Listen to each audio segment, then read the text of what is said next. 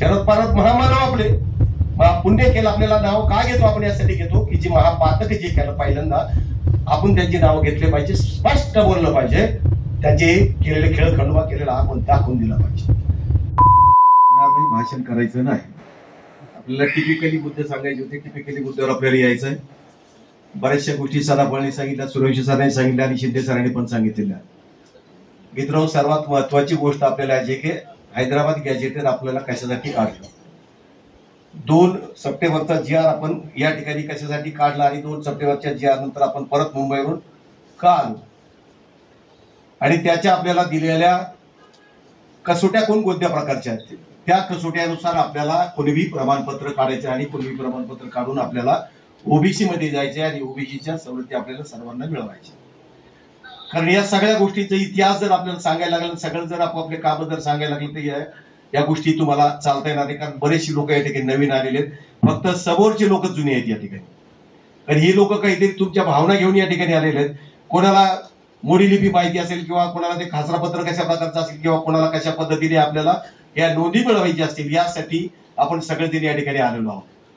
प्रत्येकाने वेगवेगळं आहे काम अनेक दिवसातच चालू आहे, परंतु खऱ्या अर्थाने शेवटचा मुद्दा आपल्याला या ठिकाणी गॅजेटियरचा आहे. आणि त्या गॅजेटियरनुसार आपल्याला जी गावामध्ये जी त्रिसदस्यीय समिती नेमलेली आहे, त्रिसदस्यीय समिती त्याने आखून दिलेले नियम 6-7 मुद्दे आहेत. त्याला आपल्याला काय जोडायचंय आणि बहुतांश लोकांनी आतापर्यंत कुणबी या प्रमाणपत्राच्या बऱ्याच लोकांनी काढलेले आहेत, परंतु अनेक लोक अशा प्रकारचे आहेत की सूर्यवंशी सरांनी आता सांगितलं की आपण तिथपर्यंत जायला तयार नाही, अजून आपली फाईलच तयार करायला तयार नाही. आपण चुकीची फाईल तयार करावं. तुम्हाला जे तुमच्याकडे जे डॉक्युमेंट्स आहेत, जे तुम्हाला डॉक्युमेंट्स मिळाली, जे कोणाचे डॉक्युमेंट्स मिळाले ते तुम्ही सबमिट फाईलला दावा आणि ती फाईल कोणत्याही परिस्थितीमध्ये त्या तहसीलमध्ये जाऊन सबमिट करा, त्या सेतूमध्ये जाऊन सबमिट करा. ती परत येईल, तुम्हाला सांगितलं जाईल तुम्हाला पैठणला जाईल, तुम्ही गेले कन्नडला, रस्ता चुकला, तुम्हाला ते परत आणता येईल, तुम्हाला तो रस्ता मिळेल. पण जोपर्यंत तुम्ही हे तयारच करत नाही, जसं आता सदाफळ आम्ही जास्त वेळ दिला, बोलले, अनुभव सांगितले, स्वतः तयार करून आपल्याला जास्तीत जास्त कुणबी प्रमाणपत्र कसे मिळतील याची मदत घेतली. अनेक माणसं आपल्याकडे अशी आहेत, काहीच न करता हे काहीच नाही. मग तुम्ही काय काम केलं ते मला दाखवा. या स्टेजवर जेव्हा यायचं आपण तुम्ही काय काय काम केलंय, किती प्रमाणपत्र काढण्यासाठी कोणत्या गावामध्ये आपण गेलो, किती गावामध्ये जाऊन आपण त्या समित्याला त्या लोकांना आपण बोललो आणि त्यांना असे प्रमाणपत्र काढण्यासाठी कोणकोणते कागदपत्र लागतील आणि हे कागदपत्र मिळवण्यासाठी आपल्याला कुठं जावं लागतं, तहसील कुठं आहे, रेकॉर्ड रूम कुठे आहे, त्याची स्ट्रॉंग रूम कुठे आहे. मग त्या स्ट्रॉंग रूम मध्ये वेगवेगळ्या प्रकारचे ज्या प्रत्येक जिल्ह्यामध्ये या प्रत्येक शेतकी जे दस्तऐवज आहेत त्या प्रत्येक दस्तऐवजाला वेगवेगळ्या प्रकारचे नाव दिलेले आहेत.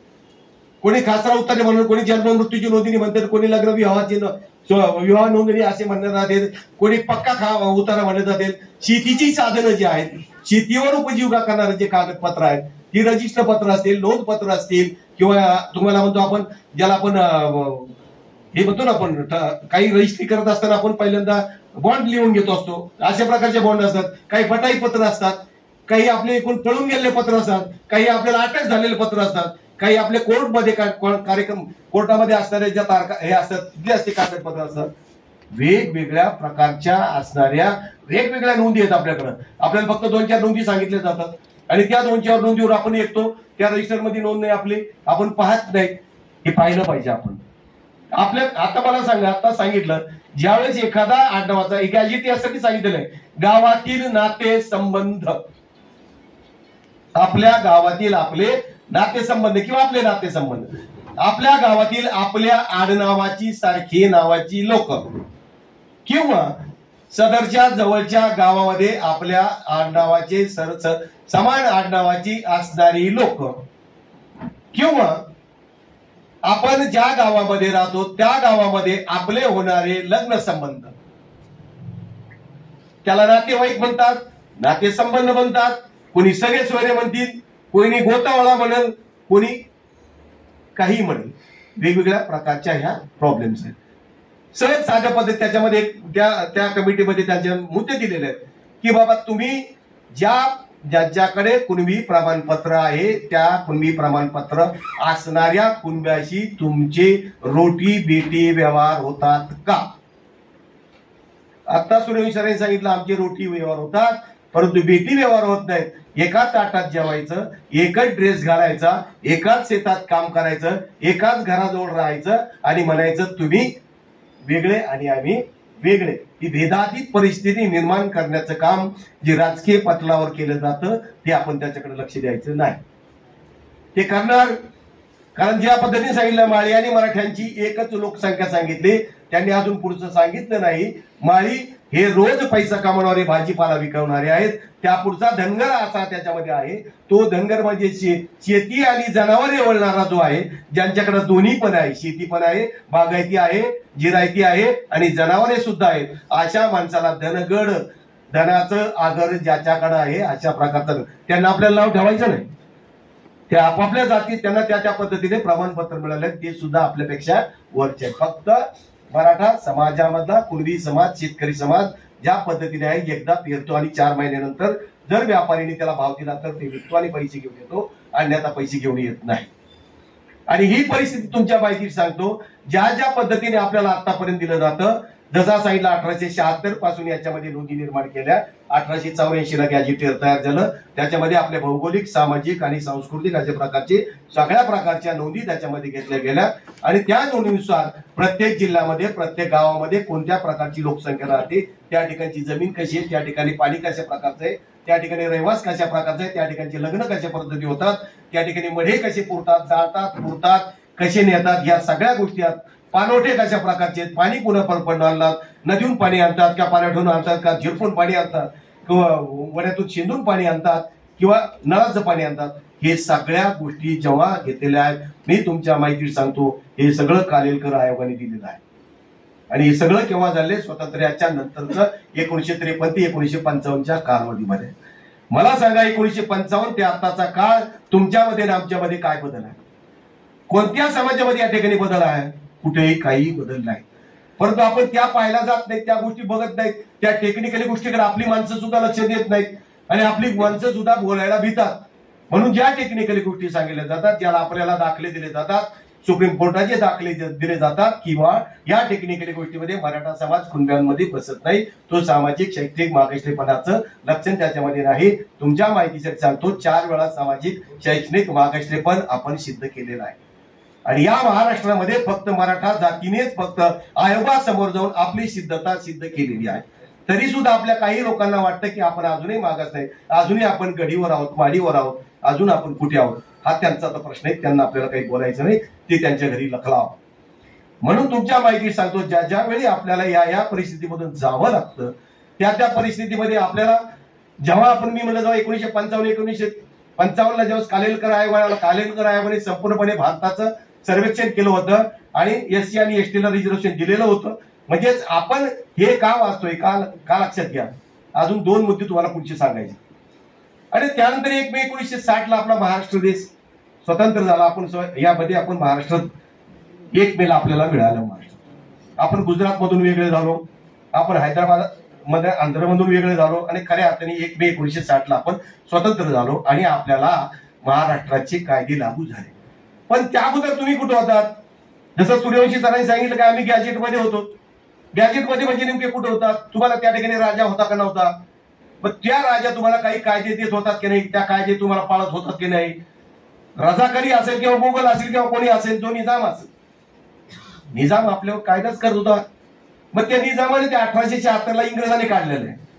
इंग्रजांनी हे गॅजेटियर तयार करायला लावलेले, त्याने ते ब्रिटिश पार्लमेंटच्या कालावधीमध्ये ब्रिटिशांच्या हाताखालीच हे निजामाने निजाम पार्लमेंटमध्ये तयार केलेलं आहे. मग हे कोणी सांगितलं तुम्हाला खोटं आहे? त्या कालावधीमध्ये मग त्यांनी ज्या संख्या सांगितल्यात, मी त्या संख्या सांगितल्या, प्रत्येक गावामध्ये याच संख्या. मग जसं आता SC आणि ST ला जर 20% आरक्षण दिलं, त्यांच्या लोकसंख्येच्या प्रमाणामध्ये त्यांना आरक्षण दिलेलं आहे. कालेलकरांनी सांगितलं जे घटक आहेत ज्यांना आपल्याला काहीतरी मदत करावी लागेल, जे घटक कमकुवत आहेत, मग ते कोणते आहेत हे सांगितलं नाही. प्रत्येक फक्त SC आणि ST सोडून सगळ्या जातीमधल्या घटकांना आपल्याला मदत करावी लागेल आणि ती मदत करायची असेल तर आपल्याला त्यांना शोधावं लागेल. मग अशा प्रकारच्या समाजामध्ये कोणकोणत्या जाती त्या शोधल्या. त्यांनी 3499 जाती शोधल्या होत्या. त्या जाती शोधल्या, त्याचा संपूर्णपणे अहवाल दिला. तो अहवाल त्या सरकारने घेतला नाही घेतला, तो काय केला अहवाल आपल्याला माहित नाही. परंतु तरी सुद्धा 1 मे 1960 नंतर पहिल्यांदा 1 ऑक्टोबर 1962 झाली, जेव्हा पहिली ओबीसीची यादी तयार झाली. ती ओबीसीची यादी पहिली तयार झाली, त्याच्यामध्ये 180 जातींचा समावेश करण्यात आला. त्याला कुठला आयोग होता, कुठला सर्वे केलेला होता, काहीच नाही. त्याच्यामधल्या शोधल्या त्या 3000 जातीमधल्या त्या जाती शोधल्या. कालेलकर आयोगामध्ये ज्या ते जाती शोधल्या आणि अति कमकुवत अशा प्रकारच्या जाती त्या 180 जाती त्यांनी त्यामध्ये टाकल्या. त्या 180 जाती म्हणजे 83 नंबरवर आपण पहिल्यापासून कुणबी आहोत, तिथंच येत आपण. त्यानंतर 13 ऑक्टोबर 1967 ला मानीव दिनांक केला आणि या राज्याचा पहिला जार निघाला. त्याला मानीव दिनांक म्हणतात. 13 ऑक्टोबर 1967 आणि त्या दिवशी सुद्धा 180 जाती होत्या. आपल्याला कोण नंतर आलं, कोण बाहेर गेलं, पण ती किती शहाणपणे शिकवतात आपल्यावर आणि आपला दरोडा, आपल्या आरक्षणावर दरोड टाकून कसा मालमत्ता खातात, मलाही खातात आणि आपल्याला शहाणपणे शिकवतात. हे टेक्निकली मुद्दे तुमच्या लक्षात आले पाहिजे आणि म्हणून आपण या गॅजेटेरपर्यंत आलेलो. मग 1967 ला, 1962 ला, 1960 ला जर 180 जाती असतील तर मग बाकीच्या 364 जाती कधी आल्या? 94 पर्यंत आल्या. आता मागच्या आठवड्यामध्ये सुद्धा 19 जाती आपल्या याच्यामध्ये घातल्यात ओबीसी मध्ये. त्या कशाच्या अंदाजे घातल्या? त्याला आपल्या समाजातल्या, आपल्या घटकातल्या कोणत्या नेत्यांनी विचारलं, तुम्ही ही ओबीसी जात याच्यामध्ये टाकत असताना ती मूळ जात आहे की ती उपजात आहे? त्याला कोणी विचारलं? कोणीही विचारलं नाही. गेले जाऊ द्या, आपणही विचारायचं नाही, आपल्याला काही घेणं देणं नाही. परंतु ज्यावेळेस मराठा समाजाचा एखाद्या वेळेस नाही, आपला हक्क आपण ज्यावेळेस मागतो त्यावेळेस आपल्या हक्काची मागणी आपण पुरावे देऊन करतोय. पुरावे देऊन म्हणजे याचा अर्थ तुमची माहितीच राहतो. 1967 ला जेव्हा आपण कुणबी म्हणून 83 नंबरवर आहोत, याचा अर्थ पहिल्यांदाच आपण त्याच्यामध्ये सबमिट आहोत. आयोगामार्फत आलो, शासनामार्फत आपण आलो.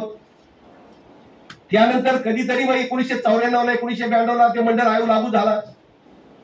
इंदिरा साहनीची केस चालू झाली आणि हे सगळे दाखले आपल्याला दिले जातात. इंदिरा साहनीने काय सांगितलं आणि मंडल आयोगाने काय सांगितलं, या दोनच शब्दावर चालवलं जातं.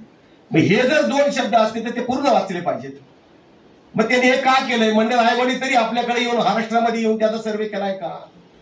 तो पूर्ण सर्वे झालेला आहे का?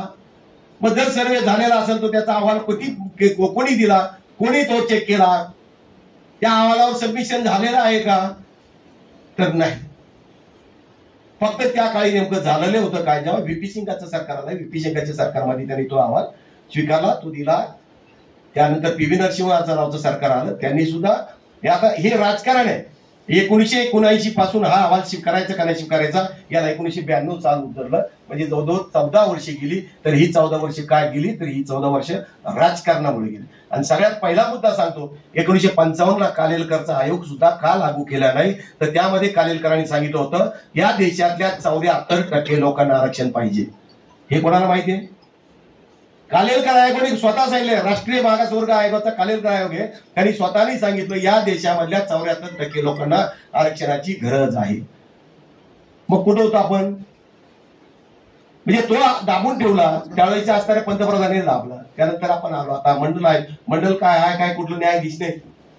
मंडल आयोग सदस्य आहे, खासदार आहे, त्यांच्या अंतर्गत आपलं जसं राणेला सांगितलं तुमची समिती खोटी आहे, मग बीपी मंडल कोण आहेत? बीपी मंडल सुद्धा सदस्य. याच्यावर कोणी बोललंय का? आम्ही याच्यावर पत्र पण दिलेले. आमचं कोण ऐकलं त्यावेळेस? आम्ही छोटे होतो, आमची संघटना छोटी होती त्यावेळेस. मग ह्या सगळ्या गोष्टी आपण लक्षात घेतल्या पाहिजे. आपल्याला जसं खोटं ठरवलेलं जातं. मग 1992, 1994 ला जेव्हा 1992 ला जेव्हा 10+4 ओबीसीला 10% आरक्षण होतं, भटक्या विमुक्ताला 4% आरक्षण होतं. हे कधी होतं? 1967 पासून तर 1994. त्यामध्ये कोणताही बदल झाला नव्हता. मध्यंतरच्या कालावधीमध्ये 1992 ला 2% आरक्षण वाढवलं होतं. भटक्या विमुक्ताचं 4+2 केलं होतं, 6 केलं होतं आणि रंगराणी यांना वाढीव आरक्षण दिलं होतं. पण त्याला जर मिळालं म्हणून लगेच काय केलं, बाकीचे अनेक ओबीसीचे जमा झाले आणि बाकीचे ओबीसीचे जमा झाल्यानंतर त्यांनी शरद पवारांवर पकडा घातला. शरद पवार महामानव आपले पुण्य केलं. आपल्याला नाव का घेतो आपण? यासाठी घेतो की जे महापातक जे केलं पहिल्यांदा आपण त्यांची नावं घेतले पाहिजे, स्पष्ट बोललं पाहिजे, त्यांचे केलेले खेळ खंडोबा केलेला आपण दाखवून दिला पाहिजे. त्यावेळेस त्यांचं सरकार हे धोक्यात आलेलं होतं. याचं कारण सांगतो तुम्हाला. त्यावेळेस गोवारी हत्याकांड झालं होतं, त्यावेळेस बाबरी मस्जिदीचं प्रकरण झालं होतं, राम मंदिराचं प्रकरण घडलं होतं आणि त्याच वेळेस मराठवाडा नामांतराचं प्रकरण घडलेलं होतं. यामुळे 1994ची घटना ही 1994च्या एंडिंगला हे इलेक्शन होणार होतं. त्या इलेक्शन मध्ये यांनी मग हा दबाव टाकला या ओबीसीच्या नेत्यांनी. या ओबीसी नेत्यामध्ये छगन भुजबळ होता, मुरली मनोहर जोशी होते, गोपीनाथ मुंडे होते, शिवाजीराव शेंडगे होते, तो तायवाडी नाही का आता बोंबलतो तो सुद्धा होता. या सगळ्यांनी बसवलं, शरद पवारांकडे गेले आणि शरद पवारला दबाव टाकला, ब्लॅकमेलिंग केलं. जर तुम्ही आम्हाला पुढचं सरकार आणायचं असेल तर आम्हाला तुम्ही हे आरक्षण वाढवून द्या. काय केलं? 23 मार्च 1994 डायरेक्ट जी आर काढला. त्या जी आरनुसार डायरेक्ट 14% आरक्षण डायरेक्ट 30% मध्ये टाकलं. त्यावेळी सुद्धा आपण कोणी विचारलं नाही. त्यावेळी छावानी विचारलं नाही. ते पत्र मी तुम्हाला दाखवेन. पण त्यावेळेस आम्हाला कळत नव्हतं की कुणबी मराठा एक आहेत का. आपल्याला ओबीसी आम्ही फक्त म्हणायचं होतं आर्थिक निकषावर आरक्षण द्यावं आणि ओबीसीच्या सवलती द्याव्या. आम्ही आमचे प्रश्न खरे सांगतो तुम्हाला. आम्ही जे बोललो, आम्ही जे मागितलं, जे केलं, आमच्या बुद्धीला कळत होतं, ते बोलत होतो, ते करत होतो. कुणबी आणि मराठा एक आहेत आमच्या डोक्यातही येत नव्हतं. फक्त आम्ही म्हणायचं ओबीसी सारखे आम्ही शेतकरी आहोत, आम्हाला ओबीसी सारख्या सवलती आम्हाला मिळाल्या पाहिजेत. पण आर्थिक निकषावर आरक्षण असं आमचं पहिलं होतं. 31 मे 1995 आम्ही मोर्चा काढला होता आझाद मैदानावर मुंबईत. मग जेव्हा 23 मार्च 1994 हे झालं त्यावेळेस आम्ही पवार साहेबांकडे गेलो. तुमच्या माहितीसाठी सांगतो, इथं सुरेश वाकडे आहे, किशोर चव्हाण, मी, विठ्ठल पाटील, प्राध्यापक देवदास वडे चौघं गेलो आणि त्याला सांगितलं की हे असं जर केलेलं असेल तर आमचं काय प्रॉब्लेम आहे. तेव्हा आपल्याला चालत नाही. ही त्यांच्या तोंडावर सांगेल मी शरद पवारच्या समोर. उद्या उभा करू आपण, उद्या बोलू, उद्या चर्चा करू त्यांच्याशी. मी ही चर्चा 2दा झाली आमची त्यांची. ही 25 मे 1995 3 तास झालेली चर्चा, विधान भवनामधली चर्चा सांगतो. आम्हाला सांगितलं त्याने आपल्याला अण्णासाहेब पाटलांची मागितलेली तेच आपल्याला मागवलं. त्याचप्रमाणे आम्ही ते मागितलं आणि 31 मे 1995 मोर्चा आम्ही टाकला. पण तरी त्याच्यामध्ये आमची मागणी होती ओबीसीच्या सारख्या सवलती आम्हाला मिळाव्या. ते कागद आहेत, त्या बातम्या आहेत, ते पेपर आउट आहेत आणि ते गव्हर्नमेंटला दिलेले पत्रक आहेत आमच्याजवळ.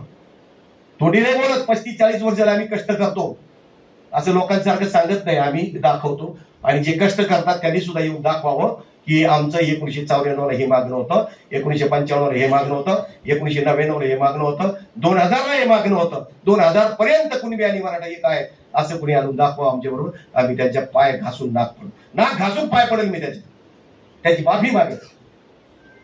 आम्हाला माहिती आहे आम्हाला हे नाटक करायचं नाही किंवा आम्हाला हे उदो उदो करायचं नाही, छावणी केली सांगायचं नाही आम्हाला, हे फक्त छावणी केली.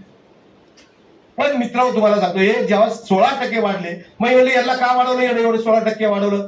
अहो तेवढे थांबले नाहीत, गोवारीचे भांडण झाले त्याला 2% वाढवून दिलं, मग 32% झालं.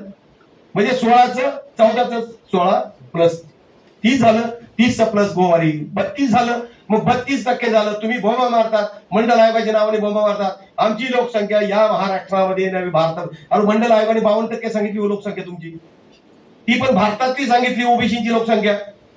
अनेक सर्वेक्षण आहेत, त्या सर्वेक्षणानंतर कोणीही नॅशनल त्या मागास सर्वेक्षण आहेत त्यांनी तर 32% सांगितली. 4 सर्वेक्षण केले, त्या 4ही सर्वेक्षणांनी कोणी 36% पुढे ओबीसीची लोकसंख्या सांगितलेली नाही. प्लस त्याच्यामध्ये हिंदू आणि मुस्लिम आहेत, 2 धर्माच्या ओबीसी आहेत बरं का त्याच्यामध्ये.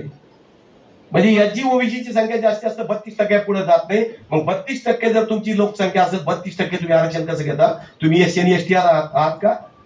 आणि जर तुम्हाला 13 ऑक्टोबर 1967 मध्ये तीर आणि माली जर याच्यामध्ये टाकलेच नव्हते, ते 8 महिन्यानंतर आले, 4 एप्रिल 1968 ते जर आले असतील तर एवढे दिवस कुठे होते?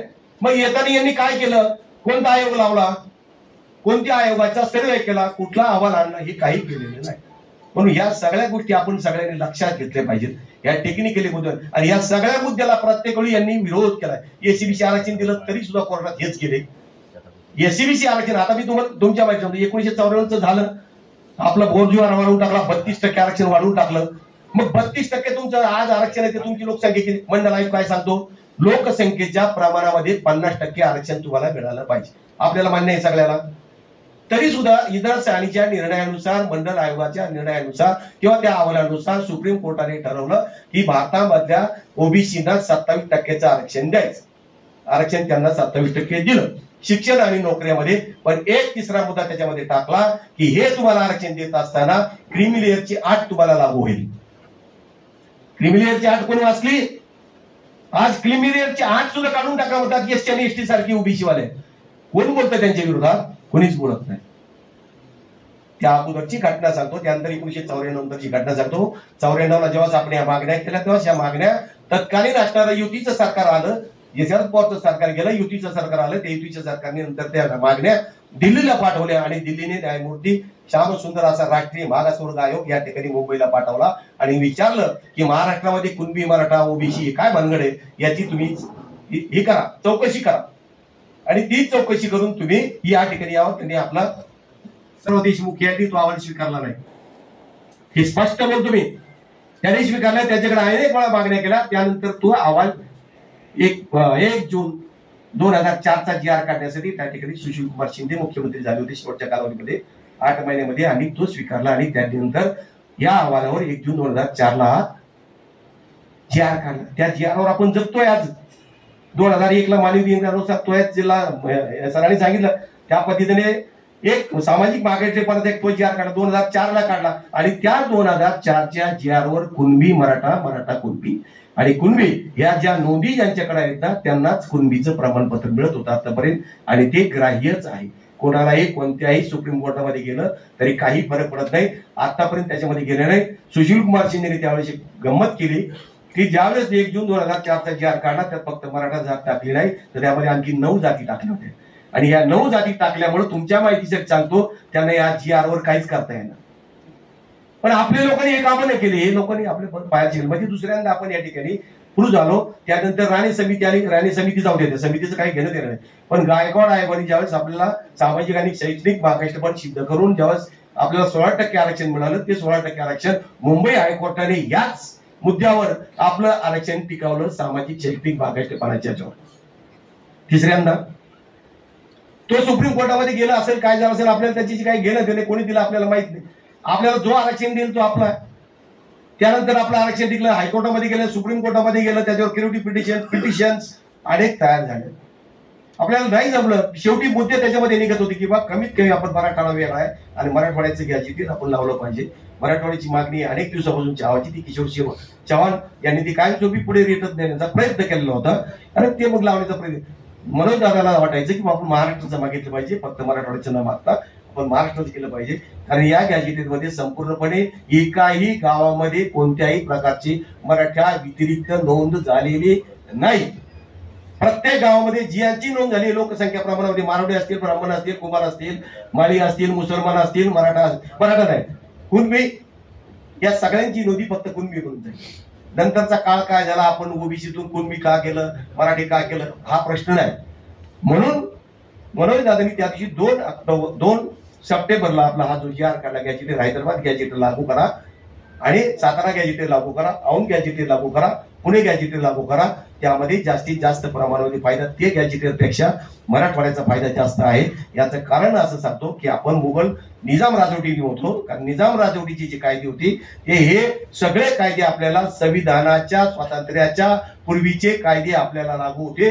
म्हणून ज्यावेळी एखादं राज्य बदलत असेल किंवा आपल्या तर देशच स्वतंत्र झाला होता, त्या देशामध्ये आपलं राज्य निर्माण झालं, त्या राज्यामध्ये महाराष्ट्रामध्ये आपण आलो, त्यावेळेस आपण हैदराबादमध्ये होतो, निजाममध्ये होतो, आंध्रमध्ये होतो, त्यामधून आपण इकडे आलो. परंतु ज्यावेळी एखाद्या देशामध्ये अशी उलटापालट किंवा राज्यामध्ये होत असेल त्यावेळेस त्याच्या जे असणारे मूळ त्याचे हक्क आहेत ते अबाधित राहतात, त्याचे कायदे त्याला अबाधित राहतात. म्हणून संविधानाच्या लगत पूर्वी असणारे संपूर्णपणे कायदे त्याला त्याचे कायम राहणार, हे आपल्याला लागू आहे मराठवाड्यात. म्हणून आपल्याला जे अनेक पुढच्या काही जी गोष्टी सांगितल्या जातात, चुकीच्या सांगितल्या जातात, आपण हे पण वाचलं पाहिजे की जर आपल्याला ते कायदे लागू आहेत याचा अर्थ आपण मूळ जर 1884 मध्ये जर कुणबीमध्ये होतो तर आता कुणबीमध्येच असलं पाहिजे. आपण 1967च्या अगोदर हर्सुलला कोण बघा जाऊन 437 त्यांची लोकसंख्या दिलेली आहे हर्सुलला, त्या हर्सुलला बघा किती मराठी झालेत. मग 1967च्या अगोदर ते राहत होते की नव्हते, राहत होते. त्यासाठीच आपण म्हणजे मुद्दा म्हणून हा समाविष्ट करून सर्व समावेशिक जास्तीत जास्त मराठवाड्याला याचा फायदा कसा होईल याच्यासाठी जास्तीत जास्त प्रमाणामध्ये प्रमाणपत्र कसे मिळतील म्हणून हा सुटसुटीत अशा प्रकारचा GR घेऊन आपण हा 2 सप्टेंबरचा GR काढलेला आहे. त्याच्यामध्ये 2च नियम चांगल्या प्रकारचे आहेत की तुमचं गाव, गावातील नातेसंबंध, कुळी, वंशावळी, तुमच्या वंशावळ जेव्हा गेली जाते तर आज या पंजाबपासून तर आपल्यापर्यंत गेली जाते, कुळी केली जाते, ती आडवी केली जाते, वंशावळी केली जाते, ती उभी केली जाते. याचं लक्षात ठेवा जरा. कुळ कोणालाही लागू शकतं. समान आडनावाची लोक त्याच्यामध्ये स्पष्ट दिलेलं आहे. समान सारख्या आडनावाची लोक या महाराष्ट्रामध्ये नाही, इथून महाराष्ट्र सोडून जरी बाहेर गेलेली असली, ते मूळ जर पूर्वज या ठिकाणचे असले, जसं आता पाकिस्तान हे भारत झालं, त्याच्यामध्ये सुद्धा काही लोकांना जर नोंदी काढायच्या असल्या तर त्यांना इथे यावं लागतं, इथून तिकडे जावं लागतं, किंवा काही पाकिस्तानच्या त्या भूभागात त्या लोकांना तिथे जावं लागतं, तिथल्या नोंदी घेऊन यावं लागतात आणि इथे त्या क्लिअर कराव्या लागतात. त्यामुळं महाराष्ट्रामधला इतर प्रश्न आणि महाराष्ट्रापेक्षा वेगळा प्रश्न आपला मराठवाड्याचा आहे. म्हणून मराठवाड्यातल्या माणसांनी तरी कमीत कमी याच्यावर कोणीही संभ्रम निर्माण करण्याचा प्रयत्न करू नये. जास्तीत जास्त प्रमाणामध्ये आपण हे तयार करावं, दस्तावेज घ्यावेत, जावं. काय सोपे दस्तावेज, याचं प्रतिज्ञापत्र त्याला चालतं, त्याचं प्रतिज्ञापत्र त्याला चालतं आणि बऱ्याचशा प्रमाणामध्ये लाखो 2,44,000 नोंदी जर आपल्याकडे निघालेल्या असतील कुणब्यांच्या, तर मला वाटतं एक सूर्यवंशी, एक भराट, एक गायकवाड, एक पवार, एक शिंदे कुठं नाही. एवढं तर करून घ्या का आजच तुम्हाला सरसकट पाहिजे. नेसंत पैठणीच नाही तर बंगलीच बसत. अहो घ्या ना. आता सांगितलं त्यांनी 2 कोटी रुपयाला एक प्रमाणपत्र पडतंय. ज्याला मिळतं त्याला मिळू द्या ना. हो, तुम्ही तरी 2011 काढलं, मी 2004चा GR झाल्यानंतर 2007च काढलं. विचार बाकडे काढला नेहमी मला चिडवत असतील. अरे मी पहिल्यांदा काढलं सर्टिफिकेट. माझ्या प्रत्येक 200 भावकीला दिलं, 200 भावकीत माझे एकट्याचं प्रमाणपत्र काढलंय. 2008ला काढलंय. व्हॅलिड केले, ते दाखवायला घेऊन आलो. ते चुकीचं आहे. माझं गाव तिकडचं आहे. जसं तुमचे गाव कुठं तरी असतील ना, त्या गावामध्ये जाऊन आपल्या नोंदी काढल्या पाहिजे. ते काढणं गरजेचं आहे. पण तुम्हाला नो मोर करण्यापेक्षा तुम्हाला अरे जेवढा हुरूप आहे ना, ज्याने तुम्ही काय ऐकलं असतं ते सोडून द्या सगळं. फक्त उद्यापासून आपल्याला प्रमाणपत्र काढायचे. मनोज जरांगे पाटलांनी सांगितलंय की आपल्याला दसऱ्यापर्यंत 5 लाख प्रमाणपत्र आपल्याला मिळाले पाहिजेत. जास्तीत जास्त घरामध्ये आपण गेलो पाहिजेत. आपले दरिद्री भेटली पाहिजे. आपले लेकरं आणि आपला फेट्याला बाप विमानात बसून काशीला गेला पाहिजे. तो केव्हा जाईल? तो चांगला शिकेल, त्याला चांगलं शिक्षण मिळेल, त्याच्या नातवाला, त्याच्या पोराला तेव्हा मिळेल, तेव्हा ते तिथं जाईल. म्हणून त्याच्याहून ही उत्पन्नाचं साधन तुमचं वाढेल. आणि हेच उत्पन्नाचं साधन जर वाढवायचं असेल तर आपल्याला याच्यामध्ये जावं लागेल आणि या गोष्टी तुम्हाला घ्याव्या लागतील. तर तुम्हाला अजूनही सांगतो, यातल्या बऱ्याचशा टेक्निकल गोष्टी मी तुम्हाला सांगितलं. जास्त वेळ झालेला होता त्यावेळेस बोललेलं नाही, तरी तुम्हाला ज्याला काय विचार असेल त्याने मला स्पष्ट विचारा. पण फक्त या गॅजेटवर, या गॅजेटमध्ये आपण नोंदी कशा काढू शकतो, आपण जाऊ कसं शकतो, एक आडनावाचं दुसरं आडनाव कसं नोंदू शकतो, आपण एका गावातून दुसऱ्या गावामध्ये जाऊन आपण कशा प्रकारचे आणू शकतो, तिथले आपण कशा प्रकारचे आपले रहिवासी आहेत. आता मागच्या ज्या कसोट्या आहेत त्या आपल्याला या ठिकाणी सोडून द्यायच्या.